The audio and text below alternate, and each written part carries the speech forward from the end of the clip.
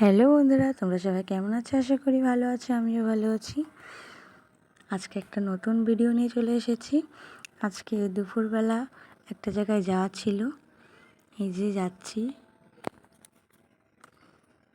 অন্য একটা রাস্তা দিয়ে। এই যে এটা আমাদের গাইঘাটার প্রধানের বাড়ি।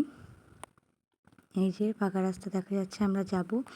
এখন যাব আমরা নারিকেলা কালীবাড়ি একটু পুচকিকে ঝাড়াতে।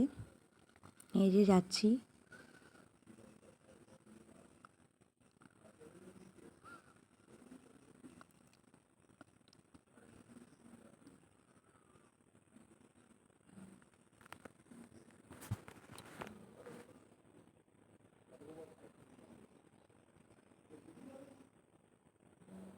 এই যে ভেতর রাস্তা, ভেতরে চলে এসেছি।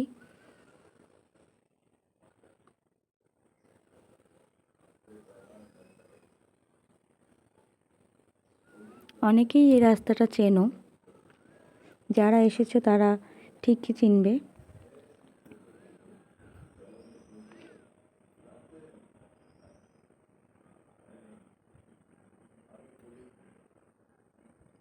নারিকেলা ঘোষপাড়া রাস্তা।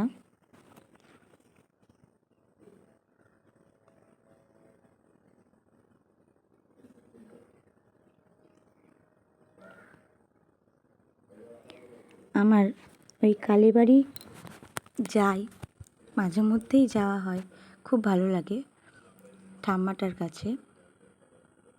মাঝে মধ্যে মনটাই চায় যেতে, কিন্তু সবসময় কাজের চাপে যাওয়া হয় না। আজকে ভাবলাম যে আজকে কাজটা একটু কম আছে, কাজবাজ, আমরা একটু ঘুরে আসি, তাই যাচ্ছি ঘুরতে। দেখো কথা বলতে বলতে প্রায় চলেই এসেছি, আর অল্প একটু টাইম আছে।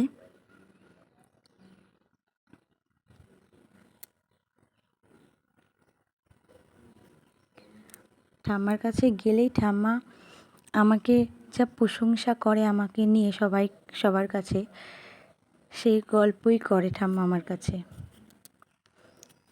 কারণ ঠাম্মাকে আমি অনেক কাগজ, 10টা পারি 20টা পারি, কিছু মন্ত্র উনি আমাকে বলেছিল, সেইগুলো আমি লিখে দিই।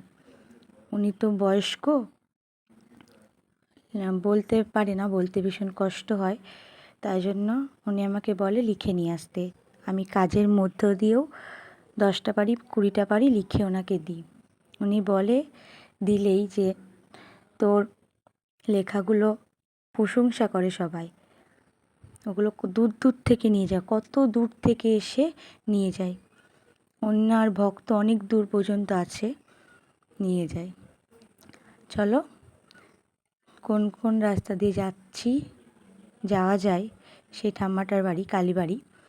ওখানে একটা জানো তো জগন্নাথ মন্দির আছে ওদের বাড়িতেই, একদম গায়ে।